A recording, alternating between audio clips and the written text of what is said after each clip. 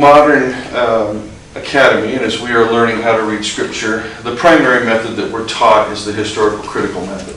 And for several centuries, the historical critical method has been the dominant method of reading the biblical text. Although in the last 20 and 25 years, there have been a number of other literary methods that have arisen as a result of an awareness that there is a certain poverty in the historical critical method when reading texts.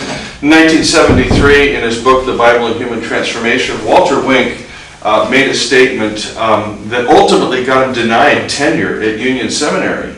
But he said in his book, The Bible and Human Transformation, right off the bat, the historical critical method is bankrupt. And there is a certain bankruptcy to this method, because you can sit and parse a text and break it all down, and you can have a very naive positivism when it comes to what constitutes something that is brute fact and what is interpreted fact. And Walter was looking for a way beyond this. And about the same time, the philosopher Paul Ricoeur, in his book, The Symbolism of Evil, said, "Beyond the desert of criticism we wish to be called." And so both Walter and Paul Ricoeur have been very influential in our reading of biblical texts. So while I use the historical critical method in all my work, I still use form criticism, redaction criticism, source criticism, all these kinds of approaches. I hold all of them in kind of suspension. They're out here. They do not give me an interpretation. They form the basis by which I'm going to be looking at a text. But I also use rhetorical criticism and literary criticism and all the kinds of methods that you will learn. And so those of you that are going into ministry know you're going to have to exegete text Sunday by Sunday by Sunday. And one of the things that you're going to be wrestling with each week is the lack of time you have to do exegetical work, because ministry is all-consuming. I've been a pastor and a hospital chaplain. And so you'll end up doing your sermons on the fly sometimes. But when you do have time to exegete a text, you may end up getting so buried you can't see the forest for the trees. And that's where a perspective like mimetic theory comes in real handy, because it does give you kind of a big picture view. I was with Scott Caudell yesterday. Scott came by to visit Lori and I, and as we were talking about theological method and the way we approach theology, Scott says, "I'm not a gardener, I'm more of a landscaper." And I thought that's a beautiful metaphor there, because a gardener is very patient, works down in the detail of the soil, whereas a landscaper is looking at the big picture. And so mimetic theory will give you the big picture. On a very simplistic level, what the mimetic theory does, René Girard's mimetic theory, what it does is it allows us to distinguish revelation from religion. That's really a very simple way to put this whole thing. The mimetic theory argues that there are two perspectives in the Bible, that of religion and that of revelation. Religion you can think of in terms of Marx or Feuerbach or Nietzsche as the projection of the human condition into the transcendent, and so we make God in our own image. Revelation is when God comes into our world and literally upsets it, subverts it, turns it over, creates a new way of thinking, being, living in the world. René Girard is still alive. He's 88 years old, lives in Stanford, California. Lori and I have been privileged to work with René now for a quarter of a century. And the mimetic theory that he's proposed has literally taken off. It's like a rocket ship. When it first leaves Earth, it goes slow as it's leaving the gravitational field, but as it moves away from the gravitational field, it gains speed at a logarithmic rate. And that's also true of the mimetic theory. When I discovered Girard in 1987, I could literally read the entire Girardian bibliography, primary and secondary sources, inside of a year. And that was in all the disciplines. Now, I can't even keep up in the biblical and theological studies world, let alone linguistics, philosophy, psychology, anthropology, sociology, economics, political science, and all the various disciplines that mimetic theory engages. If you really want to get a big picture, well, you'll come to the Colloquium on Violence and Religion meetings, which are held annually, and you will meet there folks from every possible human discipline engaging the mimetic theory in their discipline, including biblical scholars and theologians. And of course you have a number of folks here at St. Mark's that are doing that, and Scott and David and Heather, and perhaps others I don't even know about. So, here are the two pieces we want to look at with regard to Luke Acts today and the mimetic theory. The first is René's understanding of mimesis. René argues that the concept of the individual, the autonomous self, is a product of the Enlightenment, which of course can certainly be traced back to the Renaissance, and that this autonomous individual self is a romantic lie. It is a false structure of the self, as though we are little islands that kind of have our own beginning and ending apart from anybody else in the universe. And René argues that we are in fact mimetic creatures. We are imitative creatures, just as our primate ancestors are, if you happen to be an evolutionist.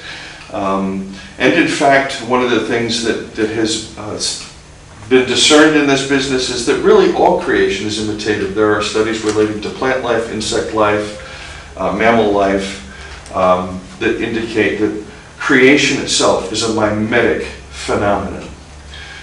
There is a scholar actually doing work in quantum mechanics that is arguing that on a quantum level, the creation is mimetic. So there's all kinds of possibilities for this business, but when we recognize that we are copying one another all the time, that we are using each other as models of behavior, and as well as seeking to validate our own desires because we are copying each other all the time, this brings a new perspective. It means we are not individuals, but we are individuals. In other words, there's no such thing as Michael Hardin. Michael Hardin does not exist as an independent unit. There is Michael in his relationship with Lori, there's Michael in his relationship with David, Michael in his relationship with Heather, and so on and so on. We are our relationships. We are constituted relationally. And this can also be seen now in the shift in both psychology and philosophy, where the subject has been completely deconstructed. And we have moved away, particularly in psychology, from the notion of what's known as faculty psychology, the will, the mind, etc., to a relational posture in most modern psychological positions. The mimetic phenomenon has also been scientifically validated. René's work in mimesis is the first theory to jump from the human sciences to the physical sciences. And there are neurophysiologists that use the mimetic theory to create experiments in order to examine this phenomenon of mimesis. And so we had the discovery of mirror neurons in 1996 in Parma, Italy. And Vittorio Galizzi and Marco Iacoboni and a number of others have continued for the past 17, 18 years to design experiments to open up how it is that we have these little Xerox copy machine cells in our brains, and that we are imitating each other all the time. And it's just part of our neural structure to imitate and copy and want what other people want. And they've used René's mimetic theory in order to open up this business of imitation. I mention all this because we're going to be looking at the phenomenon of the role model, the place of the model, the modeling figure in the book of Luke today. Second thing we're going to look at is this phenomenon of scapegoating. When we are all copying each other, one of the things that will happen is we'll end up in a rivalry. You know what happens when you put two children in a room full of toys? If you have children you've ever babysat, put two kids in a room full of toys, they will end up fighting over one toy, right? Why? Why in high school do all the guys like the prettiest girl, so to speak? Why does that phenomenon happen? Why does everybody want to drive a Mercedes-Benz? Why does everybody want to live south of the lake in Canberra? Right? So you have these phenomena, these cultural phenomena, where we're all wanting these objects of desire, and what happens is there's a scarcity, of course. There's not exactly an unending supply of everything, so we get into rivalries, and when communities or groups get into rivalries, they will end up transferring their collective aggravation, bitterness, resentment, and hostility onto random victims. This is the phenomenon known as scapegoating. So we're also going to be looking at that today. All right. That's enough of an introduction to mimetic theory. What I'd like you to note, if you have a Bible, you'll want to have those. How can you come to Luke Acts class without a Bible? That's beyond me. I went to a church in Minneapolis, Minnesota, and I had been advertised that I was coming to do a Bible study on Luke 4, and so we're there in this church. At any rate, the Gospel of Luke opens and closes with a temple scene. From a mimetic perspective, this is important because we are already in the realm of the phenomenon of scapegoating, that is ritual sacrifice. Ritual sacrifice in mimetic theory is a key component because it is in the ritualization of sacrifice that we not only engage the scapegoating theme, but we also are vicariously participating in it. And one of the things that Girard notes about Scripture is that there is a move in the biblical tradition away from this phenomenon of sacrifice. So the binding of Isaac narrative in Genesis 22, the Akedah, is a narrative where the two names of God, El and Hashem, are already a shift from the sacrifice of the human now to the animal. And then later, of course, in the exilic and post-exilic period will come this turn away from this temple sacrificial process to critique of the sacrifice center itself. In Isaiah, Jeremiah in particular is a trenchant critic of the temple. You find the theme in Hosea and in Amos as well, and many of the Psalms. So Psalm 40, sacrifice and offering you did not desire, burnt offerings and sin offerings you did not want, but a body you prepared for me. Hosea 6:6, I desire mercy, not sacrifice. Jeremiah 7, on the day I brought your forefathers out of Egypt, I did not give them a command about sacrifice. You have this move away from sacrifice, and that's kind of the dominant theme from a Girardian perspective of what's happening in the biblical tradition.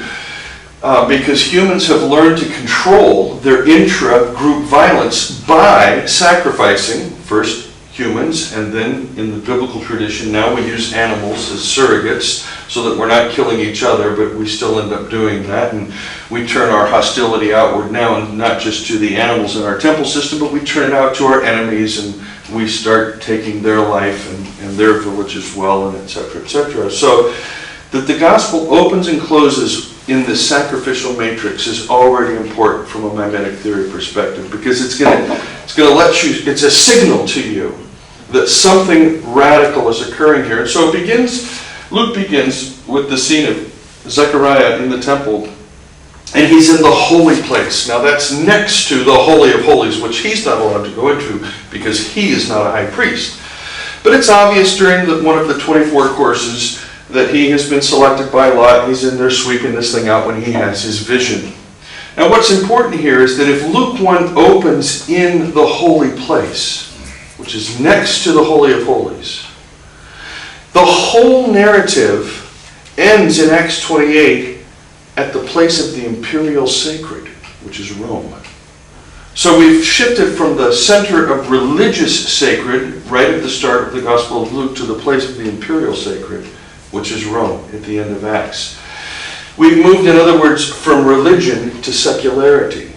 And the importance of this for us today is the recognition, if we look at the modern world and we say, well, people aren't religious anymore, they don't go to church. The fact is, the two are not contiguous. People are just as religious as they've ever been. That is, they participate in the same mechanisms in the secular sphere as they would in the religious sphere, it's just that they don't go to church to do it. So Jean-Pierre Dupuy and Paul Dumochel, who are economists and do work in social theory, have pointed out that the modern economy functions in exactly the same way as high priests and temples and sacrifice did in archaic religious cultures. And we all participate in the economy, because if I asked all of you now, how many of you have money, you could probably all pull some out of your pocket, unless you're a student, in which case, then it's always questionable. We were students. So, you have this thing happening here in Luke. You go from temple scene in Luke 1 to temple scene in Luke 24 to the imperial sacred at the end of Acts. And Now, just to, again, comment here, one of the things we're going to see in Luke Acts is that the Gospel and the book of Acts are going to do the same thing, but they're going to flip-flop. And I forget who said this, so I don't, maybe you'll recall, David, but someone has pointed out that if the Gospel gives us a pneumatological Christology, that is a spirit-oriented Christ, and of course you see that from the gift of the Spirit in the baptism to Jesus consistently being moved by the Spirit through the book of Acts. The Acts gives us a Christological pneumatology. It is, in fact, the Spirit is called in the book of Acts the Spirit of Jesus. Very reminiscent of the language of 2 Corinthians 3, where Paul will, in fact, argue for this almost identity between the kurios and the pneuma.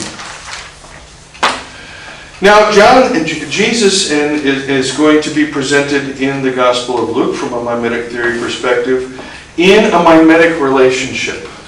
And the mimetic relationship he's presented most closely linked with is a figure named John the Baptizer. So John the Baptizer comes on the scene right away in the birth narratives. And you have this juxtaposition in the birth narratives already of these two figures, Jesus and Johanna. And the birth narratives should give you a clue here that you have something that's going on between Jesus and John that is both, there is a continuity, but there's going to be an even greater discontinuity that's going to occur. And so if you had a Bible, I would have you turn to Luke 16, where Jesus will say that the law and the prophets were up to and including John. But since then, that is, John the Baptist belongs to the old order, and then from that time the kingdom of God is being preached. Now Matthew has a little different variation on this. Instead of makri, Matthew has apatote, which means the law and the prophets were up to John, but since John is a new age. So for Matthew, John belongs in the new age, whereas for Luke, John belongs in the old age. I think Luke has the better understanding of what's going on here with regard to the relationship between Jesus and the Baptist. And David, one could argue at that point that maybe Matthew's inclusion of John in the new age along with John's eschatology is already a lead and a clue as to why Matthew will have this retributive thing that goes on in his stuff. At any rate, so you begin with these narratives, and you got John preaching immediately after the birth narrative in Luke 3, and John's preaching, of course, is fire and brimstone. And one very important element in John's preaching is this notion that God will deliver the people of Israel from the enemy. And the enemy in this case is the Romans. Before this, it had been a number of different kingdoms. You had the Babylonians, you had the Assyrians, you had the Persians, you had a number of different Hellenistic kings and leaders that, for about 300 years, were one after another, were just decimating the people of Israel. Certainly in the post-Maccabean era, you've got issues related to corrupt temple, corrupt priesthood. So, again, one of the key things here is to recognize that in this business, when John is preaching, God is going to come and he's going to bring judgment on the enemy. That forms part of this logic that Luke says is not part of this new kingdom, this new age. So we really are talking about two very different ways of thinking, two very different ways of being. From the perspective of a Girardian, what we're really talking about are bad mimesis and good mimesis. Bad mimesis is mimesis where I'm imitating you, I get in a rivalry with you, and I hurt you, I kill you, I wound you, I get others to join with me to hate you, we exclude you, we extrude you, we may kill you. That's bad mimesis. Good mimesis is very, very different. Rather than taking each other as models, in good mimesis, we have a different model. But we'll come to that in a moment. So, we start with this business of John's preaching that's going to set up the very next narrative, which is the temptation of Jesus. Immediately following John's preaching about the retribution that's coming and Jesus being baptized with the Spirit, Jesus is tested in the wilderness by the Shaitan. This, whether you conceive of this as some sort of metaphysical being or whether it's an anthropological structure, in mimetic theory, the Satan is us. So in terms of Girardian analysis, I would argue that Jesus is facing his own dark side in the temptation narrative. That is, the possibilities of what could be if he chooses bad mimesis, if he chooses to imitate the Baptist or other zealot leaders in his culture. But he doesn't. He resists all that and comes out of that just fine. But what is it precisely he resists? The choice of violence. The choice to use violence to stop violence, to bring peace to the world by starting a holy war. So you move into Luke 4, where Jesus goes to his hometown in Nazareth, preaches from the Isaiah text, "The Spirit of the Lord is on me, the Lord has anointed me to preach good news to the poor, recovery of sight to the blind, freedom to the captives, release for the prisoners, and to proclaim the acceptable year of the Lord." And the crowd immediately gets angry at him. If your translations read at this point in 4:22, all spoke well of him. It's not the best translation. We have a dative of disadvantage here. And what's really happening is all spoke against him immediately. And Jesus says, he backs up, "Whoa, surely you're going to say to me, 'Physician, heal yourself, do here in your hometown what we heard you did in Capernaum.'" The crowd gets even angrier and he says, look, I've just read a text from Isaiah. I know you're upset about it, but I can justify my reading by appealing to the two great prophets of Israel's tradition, Elijah and Elisha. Elijah, when God said, "Why don't you go heal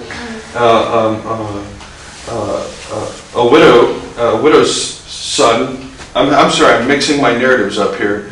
The Elijah narrative has to do with famine. So is that correct, or is that the raising of the dead? Yeah, widows. The widows, at any rate. God says, don't go to an Israelite widow, go to a pagan widow. And he says, and by the way, Elisha was sent to not an Israelite leper, but to a pagan leper. So what is Jesus doing in this text? Well, he's doing a number of things. One, he's reading a jubilary text out of its context. The jubilary text of Isaiah 61 is the text that's read by the high priest on the Day of the Atonement when he exits the Holy of Holies. So here's this rabbi from Nazareth reading this text in the wrong place. Number two, he has abbreviated the text. He has not read the last line of the text, "and the day of the vengeance of our God," which is what you're looking for if you're a Galilean sitting in a synagogue. You're tired of the Romans, and part of Jubilee, part of God's deliverance, is in fact this violent vengeance that's being hoped for.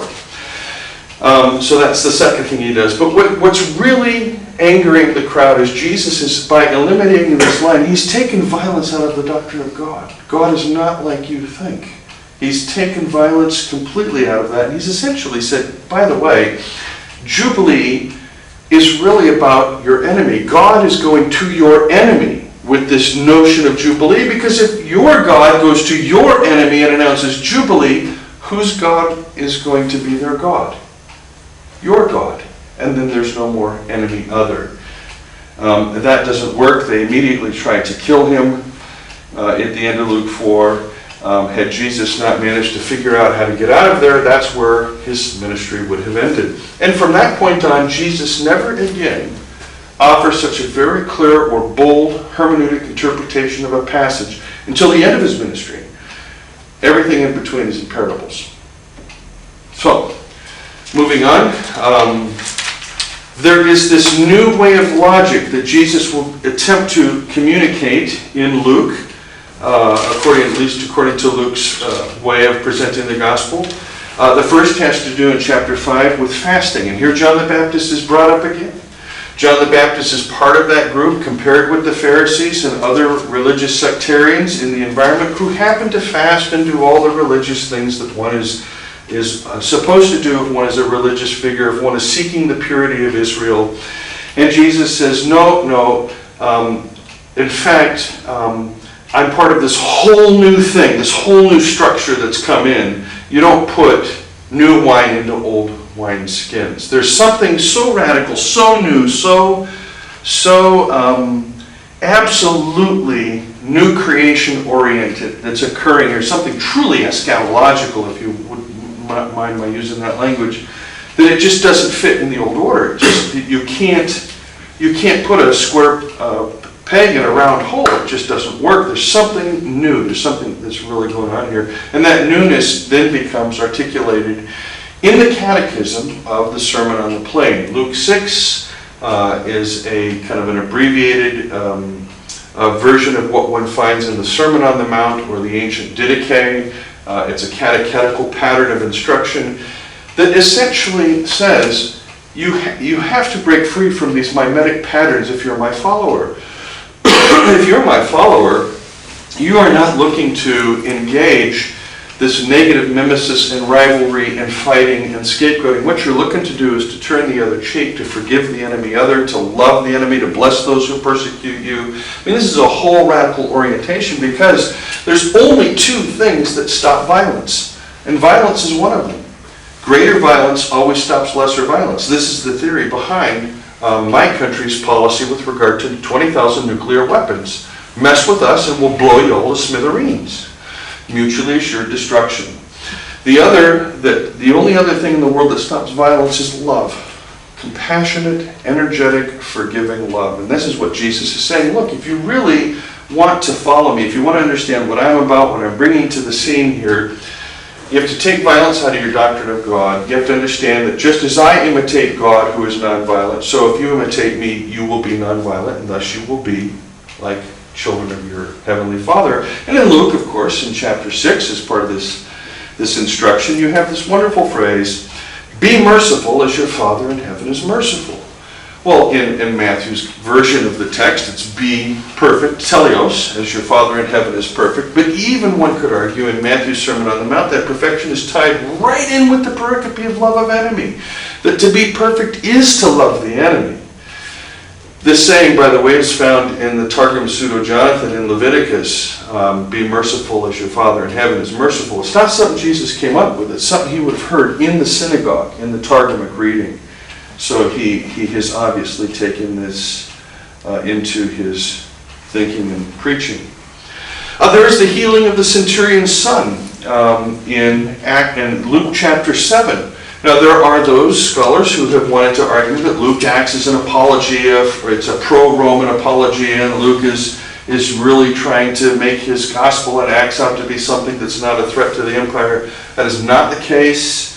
What we do have in these scenes where Jesus is engaging with Roman authorities, or even in the book of Acts, is the awareness that the gospel is universal. It belongs to everybody, not just to a group of Perushim or separatists. It belongs to everybody. And so the healing of the centurion's servant functions, I think, narratively in the same way that a number of the episodes in Paul's life will function when he's dealing with Roman authorities. And it echoes, again, that theme in Luke 4, where the Jubilee is announced not only to the people of God, but also to the enemy other. Then we come to the great question in chapter 7 of John the Baptist. Okay, so we've had Jesus healing, we've had him teaching, we've had him casting out demons. He's done a number of these things for 4 chapters. And here's John the Baptist, who's now been taken by Herod. He's in the fortress down south of Judea in the desert in Machaerus. And he sends his disciples to Jesus. He says, look, man, I baptized you, dude. I thought you were the one who's to come. Don't tell me that I made a mistake, because you're not saying what I said. You're not teaching what I taught. You're not thinking the way I think. You're doing something really different here. And what's Jesus' response to the Baptist, his disciples? He says, you go tell John what you've seen and heard. And then follows this little catena of enactments. The dead are raised, the lame walk, the blind see, the poor have the gospel preached to them. And these are all phrases that come from 1st and 2nd Isaiah. And in each of these cases, there's always a reference to the vengeance of God either before or after the text. And Jesus omits that again. And that's the one theme in Jesus' preaching that is found in John the Baptist preaching that Jesus omits. The day of the vengeance of our God. And then he will say, and you tell John, blessed is the one that's not scandalized in me. In other words, John had stumbled over Jesus precisely at the point of nonviolence. He couldn't handle that Jesus could be the promised one, that Jesus could be the one who was to come, that Jesus was this messianic figure apart from violence. John couldn't conceive it. But here it is. So, we move from there then into the story of the sinful woman who's forgiven in Luke 7. She comes in, and of course Simon the Pharisee, whose house they're in, Simon says, if Jesus were a prophet, and he isn't, he would know what kind of woman this is, and he doesn't, that she's really a whore. And Jesus has to remind Simon about the extent of forgiveness. Now again, forgiveness is a theme that gets played up in Luke's gospel. It gets played up in all the gospels, but it gets really played up in Luke's gospel. And here's a scene where you have this religious figure who's obviously done everything that he can according to the taboos and the rituals and the traditions of what it means to be a separatist, to be pure, to be part of the community of faith that God will honor so that God will love Israel. And Jesus says, look, brother, do you have a lot to forgive? And, no, look at my life. I'm really pretty good. Look at me. I'm an Anglican. No, it doesn't say that. So, if I was with Mennonites, I would say I'm a Mennonite, so I do this everywhere I go. It's part of my shtick. So he says, look, I'm really good. And Jesus says, to whom much is forgiven, there is great love. And this woman obviously loved me. She did for me the things you wouldn't do in terms of hospitality.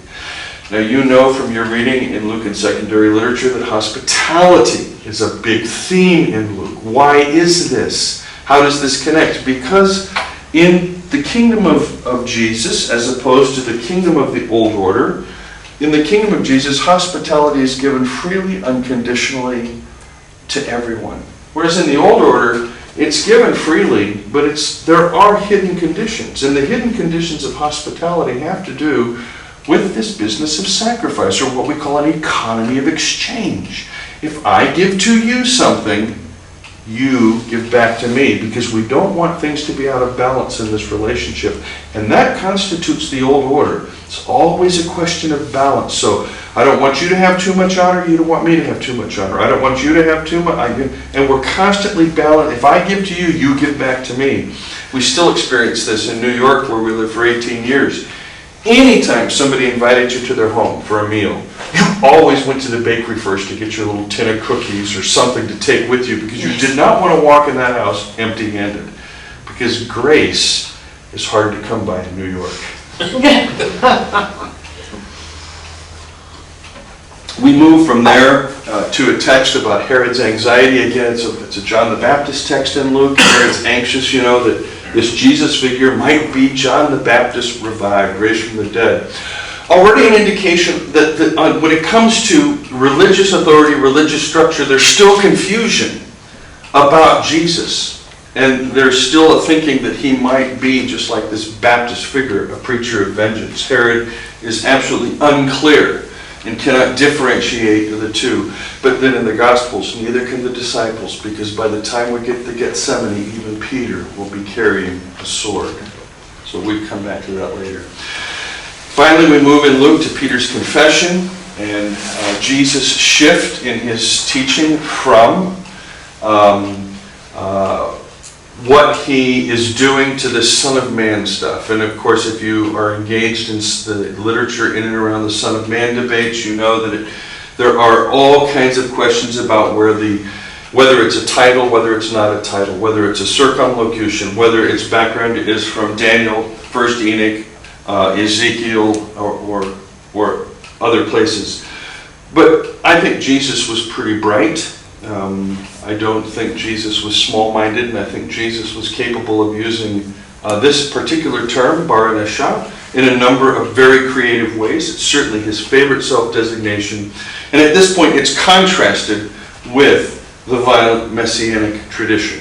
Peter says, we know who you are. You are this Messiah figure. And Jesus says, shut up. And I think he tells Peter to shut up, not simply, shh, don't tell anyone. It's not a mark and secret thing. Rita was wrong here. It's a shut up. You don't get it. And now I've really got to really unpack it for you. I'm this this representative true human who's going to suffer. And 3 times he has to unpack this in what we call the triple passion prediction that occurs in the gospel tradition. Finally, before we get to Luke's great big travel narrative, which is material that's found only in Luke or only in Luke and Matthew. It's non-Markan material. It's a great big chunk of his gospel, the central section.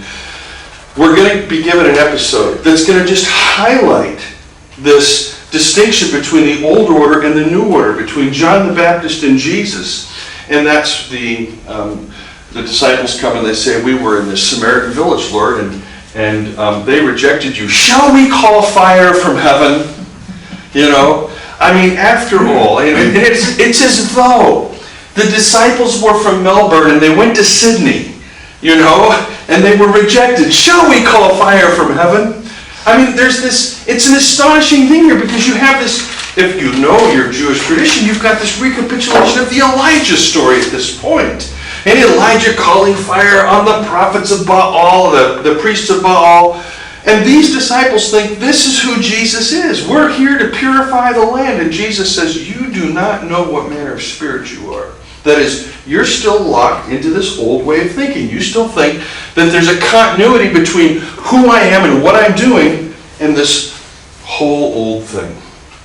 Then we move into Luke's travel narrative. In Luke's travel narrative, which runs from the end of chapter 9 to the middle of chapter 18, you have all this material that's non-Markan. There are a number of things about this. I've been very, very helped here by a fellow called David Mosner, who wrote a book called Lord of the Banquet.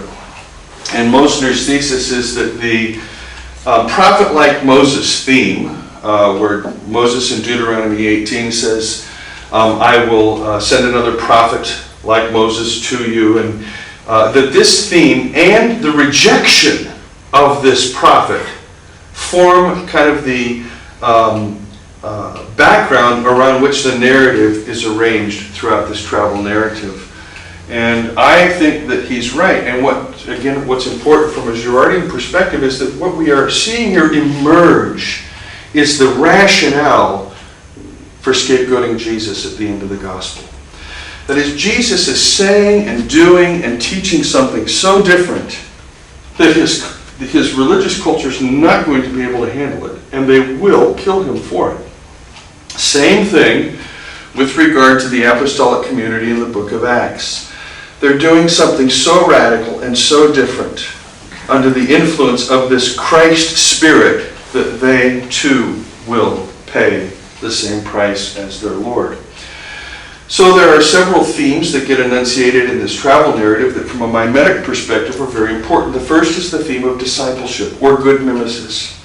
Instead of taking each other as a model for each other, each of us in discipleship takes Jesus as our model. What's your name, bro? Simon. Simon. So Simon, you and I both have Jesus as our model. Now, why is this important? Because if I have you as my model, if I think, well, gosh, you're really just a good Christian and you're the pastor I want to be, and I want to be like you, well, what's going to happen is that's going to validate your desire about yourself, isn't it? Oh, Michael likes me, and this is great, and he wants to be like me. But can I be you? No. I can't. Only you can be you, right? I think it's Oscar Wilde that says, be yourself. Everybody else is already taken. So I can't be you, but then you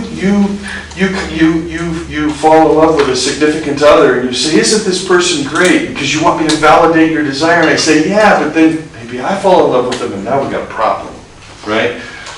That's this community of old sacrificial relationships. In the new community, Jesus is your model, Jesus is my model.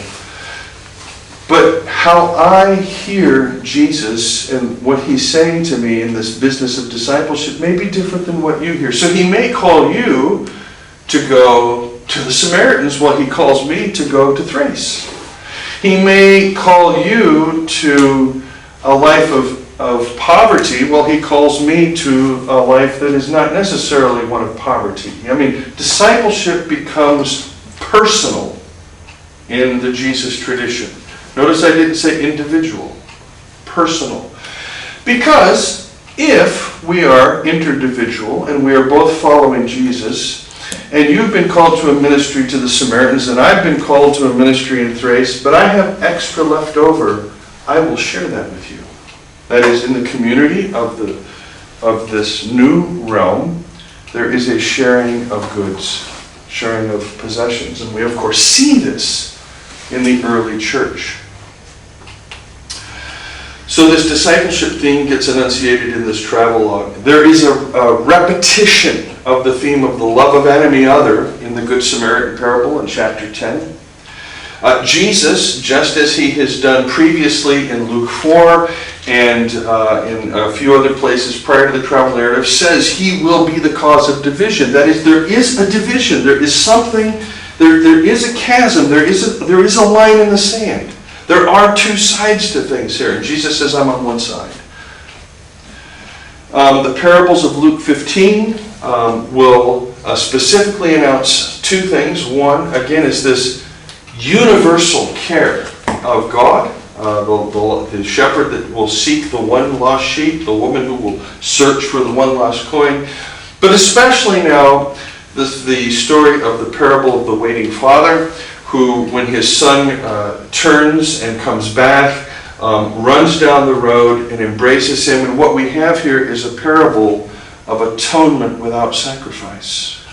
And this is so important in the gospel tradition, because there is no sacrifice in this old order apart from the shedding of blood, apart from sacrifice. Whereas in the new order, forgiveness, reconciliation are just simply freely given apart from sacrifice.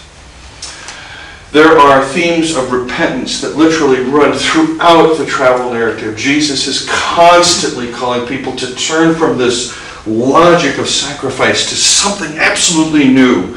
He's calling them to turn from death to life, from darkness to light. It's this theme of repentance. Change. Change your mind. Change your way of thinking. Think differently. Shuv. Turn back. Come back.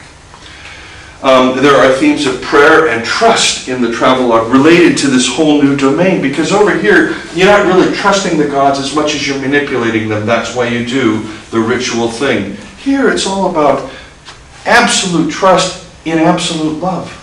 One can trust because God is love. God is not Janus-faced. In this tradition, God is Janus-faced. You never know if he's happy with you or mad with you. You don't know if you're going to face wrath or mercy. And you kind of playing the chances and playing the odds over here in the sacrificial tradition. Whereas over here, God is love. God is light. In God, there is no shadow of turning. You can go all the way around God and you're not going to find a dark side. That's the business on prayer and trust in the travelogue. And we could unpack this. It's absolutely amazing for spirituality to unpack that. Again, in chapter 16 is this business of John the Baptist again, and how the law and the prophets were up to and including John. But since then, there's something new in this business of the basileia to this reign of God. How God reigns. And you have in the final parable of the travelogue the story of the Pharisee and the tax collector, which again is an echo of this Simon and the whore story in Luke chapter 7. Finally, there is a critique of the temple system in Luke 21, 5 through 28. We call this Luke's little apocalypse. And Girard has this marvelous reading of the market apocalypse in his book, Things Hidden from the Foundation of the World, that you can transpose into Luke's critique of the temple system. Again, a system which is oriented toward a do ut des. I give in order that I might receive. I'm manipulating the gods. I'm trying to organize my life. I'm structuring it according to this Deuteronomic hermeneutic, where if I do the right things, God will bless me, and I don't want to do the bad things because God will curse me. So I'm just trying to do the right thing so I can stay on God's good side, because if I screw up, I'll get on God's bad side, and that's a bad thing. And Jesus is basically saying no to this Deuteronomic hermeneutic. No, God is not like that. God makes sun to shine on evil and good, rain to fall on just and unjust. God does not discriminate. There's that universalistic theme again that we find in Luke Acts. So, to conclude this, the new hermeneutic is given. The new hermeneutic is given with clarity only after the resurrection. And it's in the story of the two fellows who were wandering on the road to Emmaus, and they're distressed because the one that they have been following has been crucified. And they find themselves meeting a stranger on the road. And in this new hermeneutic that will get unpacked in a moment, Jesus will always appear to us as a stranger. It said, Luke in fact uses the word de-hermeneuing in the text. We are talking about hermeneutics here, the interpretation of the biblical textual tradition. And Jesus has to take them back to the victim. He has to say, look, isn't it the case that this messianic figure, this Son of Man character, must die? That is, Jesus is really showing them at that point that there is something to this business of the brokenness of God, the brokenness of God's saving figure, the brokenness of the crucified. That is, in Girardian terms, what Jesus is really pointing out is that revelation only comes through the voice of the victim, never through the voice of the persecutor. It is the voice of the loser through whom God speaks, not the winner. It is the voice of the person on the bottom who is in suffering and distress and pain that God speaks, not the person on the top who is completely sated and who's powerful. And of course you see this already in the Magnificat of Mary. I mean, this theme about the rich being toppled. I mean, there's a complete subversion of the hermeneutical perspective, because winners write history, winners tell the story. But in the gospel narrative, from the gospel perspective, from the perspective of Revelation, it is the voice of the loser, the victim, whose voice is in fact heard. And that's what creates now this whole new logic that will engage the apostolic community in the book of Acts and will propel them forward and will give them that inner strength, the gift of the Spirit to them, the Spirit of Jesus, this that will allow them to be losers. It will allow the Apostle Paul in 2 Corinthians chapter 2, 3, and 4 to say, we apostles are the scapegoats of the world, but that's what we're called to be. And so a church today that wants to be non-Lucan, that wants to not follow the apostolic tradition, will only be concerned for its own survival. Whereas a church that is full of the Spirit of Jesus knows that it's on the path to giving its life and letting the Spirit do what the Spirit does best in the world,